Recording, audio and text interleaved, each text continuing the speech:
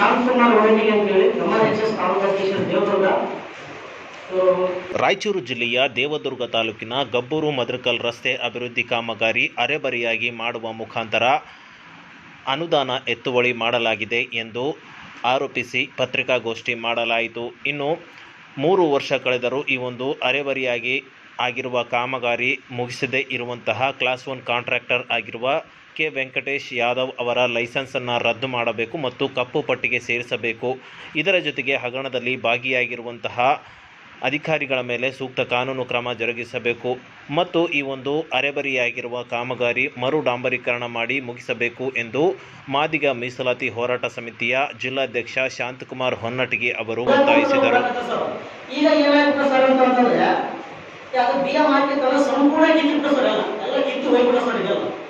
ಈಗ ಜೂನ್ 1 ವೀಕಲ್ಲಿಗೆ ಮಕ್ಕಳು ಶಾಲೆಗೆ ಪ್ರಾರಂಭ ಆಗ್ತದೆ ಸರ್. ಈ ಶಾಲೆ ಮಕ್ಕಳಿಗೆ ಈಗ ಬರಕ್ಕೆ ಹೋಗೋದೆಲ್ಲ ಭಾಳ ತೊಂದರೆ. ಕತ್ತಲೆ ಮಾಡಿದ ವೆಂಕಟೇಶ್ ಯಾದವ್ ಅಲ್ಲಿ ಅವ್ರ ಮೇಲೆ ಸೂಕ್ತ ಕಾನೂನು ಕ್ರಮ ಜರುಗಿಸ್ಬೇಕು ಸರ್. ಮತ್ತೆ ಈಗ ಏನಂದ್ರೆ ಈಗ ಮರು ಡಾಂಬರೀಕರಣ ಮಾಡಬೇಕು ಸರ್. ಮತ್ತೆ ಮರು ಡಾಂಬರೀಕರಣ ಮಾಡಬೇಕು. ಆ ಡಾಂಬರ್ ಕಿತ್ತು ಹೋಗಿ ಸರ್ ಮರು ಡಾಂಬರೀಕರಣ ಮಾಡಬೇಕು ಸರ್.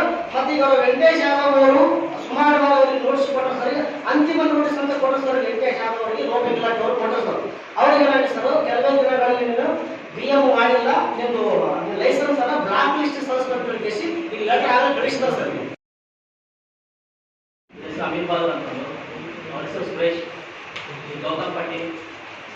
ಈಶಾನ್ಯ ಪದವೀಧರ ಕ್ಷೇತ್ರಕ್ಕೆ ಚುನಾವಣೆ ನಡೆಯುತ್ತಿದೆ. ಈ ಒಂದು ಕ್ಷೇತ್ರಕ್ಕೆ ಕಾಶಿನಾಥ್ ಎಂ ಗಿಲೇರಿ ಅವರು ಪಕ್ಷೇತರ ಅಭ್ಯರ್ಥಿಯಾಗಿ ಪೈಪೋಟಿ ಮಾಡುತ್ತಿದ್ದು, ಈ ಒಂದು ಸಂದರ್ಭದಲ್ಲಿ ಪತ್ರಿಕಾಗೋಷ್ಠಿ ಮಾಡುವ ಮುಖಾಂತರ ಮೊದಲ ಆದ್ಯತೆ ತಮಗೆ ನೀಡಬೇಕು ಎಂದು ಮನವಿ ಮಾಡಿದರು. ಈ ವೇಳೆ ಮಾತನಾಡಿದ ಅವರು, ಕ್ಷೇತ್ರದಲ್ಲಿ ಸಾಕಷ್ಟು ಸಮಸ್ಯೆಗಳಿವೆ. ಪದವೀಧರರಲ್ಲಿ ಮುಖ್ಯವಾಗಿ ದೈಹಿಕ ಶಿಕ್ಷಕರಿಗೆ ಸಾಕಷ್ಟು ಸಮಸ್ಯೆಗಳಿವೆ. ಕಳೆದ 15 ವರ್ಷಗಳಿಂದ ಯಾವುದೇ ಒಂದು ಉದ್ಯೋಗ ನೀಡುವಂತಹ ಕೆಲಸ ಆಗಿಲ್ಲ. ಹಾಗಾಗಿ ಇವರಿಗೆ ಸ್ಪಂದಿಸುವಂತಹ ಕೆಲಸ ಮಾಡುತ್ತೇನೆ. ಹಾಗಾಗಿ ಎಲ್ಲ ಮತದಾನದ ವೇಳೆ ಮೊದಲಿಗೆ ತಮಗೆ ಆದ್ಯತೆ ನೀಡಬೇಕು ಎಂದು ಮನವಿ ಮಾಡಿದರು.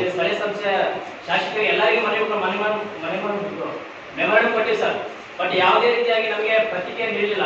ಆ ಒಂದು ಕಾರಣಕ್ಕೆ ನಾವೇ ಒಂದು ಎಲ್ಲ ಶಿಕ್ಷಕರು ಸೇರಿಕೊಂಡು ಒಂದು ನಿರ್ಧಾರ ಮಾಡಿ ನಾವೇ ಒಂದು ಅಭ್ಯರ್ಥಿ ಆದರೆ ನಮಗೆ ಒಂದು ವಿಧಾನಸೌಧದಲ್ಲಾಗಿರ್ಬೋದು, ವಿಧಾನ ಪರಿಷತ್ತಲ್ಲಾಗಿರ್ಬೋದು, ನಮ್ಮೆಲ್ಲ ಪದವೀಧರ ನಿರುದ್ಯೋಗಿಗಳ ಪರವಾಗಿ ನಾವೇ ಧ್ವನಿ ಎತ್ತಬಹುದು ಅಂತ ಅಂದುಕೊಂಡು ನಾವೇ ಒಂದು ಅಭ್ಯರ್ಥಿಯಾಗಿ ನಿಂತಿದ್ದೀವಿ ಸರ್.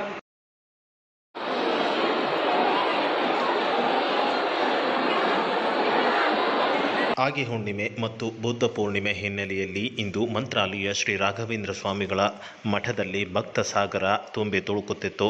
ಇನ್ನು ಸಾವಿರಾರು ಸಂಖ್ಯೆಯಲ್ಲಿ ಸೇರಿರುವ ಭಕ್ತರು ಆಗಿ ಹುಣ್ಣಿಮೆ ಅಂಗವಾಗಿ ರಾಯರ ಮೂಲ ಬೃಂದಾವನ ದರ್ಶನ ಮಾಡಿಕೊಂಡು ಪುನೀತರಾದರು. ಈ ವೇಳೆ ಹೆಚ್ಚಿನ ಜನಸಂಖ್ಯೆ ಆಗಮಿಸಿರುವ ಹಿನ್ನೆಲೆಯಲ್ಲಿ ಮಠದಲ್ಲಿ ಭಕ್ತರಿಂದ ತುಂಬಿ ತುಳುಕುತ್ತಿತ್ತು. ಈ ವೇಳೆ ಬೆಳಗಿನಿಂದಲೇ ಮೂಲ ಬೃಂದಾವನ ರಾಮದೇವರಿಗೆ ಸೇರಿದಂತೆ ಕ್ಷೇತ್ರ ದೇವತೆ ಮಂಚಾಲಮ್ಮನಿಗೆ ವಿಶೇಷ ಪೂಜೆ ಪುನಸ್ಕಾರಗಳನ್ನು ಸಲ್ಲಿಸಲಾಯಿತು. ಈ ವೇಳೆ ಸಹಸ್ರಾರು ಸಂಖ್ಯೆಯಲ್ಲಿ ಭಕ್ತರು ಸರದಿ ಸಾಲಿನಲ್ಲಿ ನಿಂತು ದೇವರ ದರ್ಶನ ಪಡೆದು ಕೃಪೆಗೆ ಪಾತ್ರರಾದರು.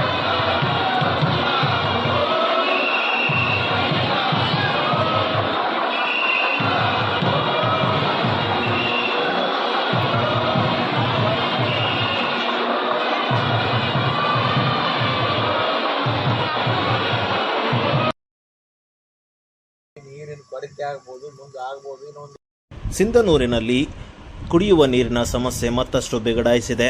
ಹೌದು, ಇಷ್ಟು ದಿನಗಳ ಕಾಲ 8 ದಿನಗಳಿಗೊಮ್ಮೆ ನೀರು ಬರುತ್ತಿತ್ತು. ಆದರೆ ಇನ್ನು ಮುಂದೆ 10 ದಿನಗಳಿಗೊಮ್ಮೆ ನೀರು ಕೊಡಲಾಗುವುದು ಎಂದು ಸಿಂಧನೂರು ಶಾಸಕ ಹಂಪನಗೌಡ ಬಾದರ್ಲಿ ಅವರು ಇಂದು ಮಾಧ್ಯಮದೊಂದಿಗೆ ಮಾಹಿತಿಯನ್ನು ಹಂಚಿಕೊಂಡಿದ್ದರು. ಇನ್ನು ಮುಂದಿನ ದಿನಗಳಲ್ಲಿ ಹೆಚ್ಚಿನ ನೀರಿನ ಸಮಸ್ಯೆಯಾದರೆ ಖಾಸಗಿ ಕೆರೆಗಳಿಂದ ಲಾರಿಗಳ ಮುಖಾಂತರ ನೀರೊದಗಿಸಲು ತಾಲೂಕು ಆಡಳಿತ ಮತ್ತು ನಗರಸಭೆ ಸಿದ್ಧವಾಗಿದೆ ಎಂದು ಹೇಳಿದರು. ಜೂನ್ ಮೊದಲನೇ ವಾರದವರೆಗೂ ಸಿಂಧನೂರು ಪಟ್ಟಣದ ನಾಗರಿಕರಿಗೆ ನೀರನ್ನು 10 ದಿನಕ್ಕೆ ಒಂದ್ಸಲ ಒದಗಿಸಬಹುದು. ಈಗಿನ ಮತ್ತು ಕೆರೆಗಳಲ್ಲಿ ನೀರಿಲ್ಲ ಅಂದರೆ ಲಾರಿಗಳ ಮುಖಾಂತರ ಟ್ಯಾಂಕರ್ಗಳ ಮುಖಾಂತರ ನೀರನ್ನು ಸರಬರಾಜು ಮಾಡತಕ್ಕಂಥ ವ್ಯವಸ್ಥೆ ಮಾಡಬೇಕು. 3 ದಿನದ ಅದರ ಪಕ್ಕದಲ್ಲಿ ಯಾವುದಾದ್ರೂ ಕೆರೆಗಳಿದ್ದರೆ ಪೈಪ್ ಲೈನ್ಗಳನ್ನು ಹಾಕಿ ಶುದ್ಧೀಕರಣ ಘಟಕಕ್ಕೆ ನೀರನ್ನು ತಂದು ಅಲ್ಲಲ್ಲಿದ್ದು ಸರಬರಾಜು ಮಾಡಬೇಕೆಂಬ ಚಿಂತನೆಯನ್ನು ಮಾಡಿ ಕೆಲವು ಪ್ರಸ್ತಾವನೆಗಳನ್ನು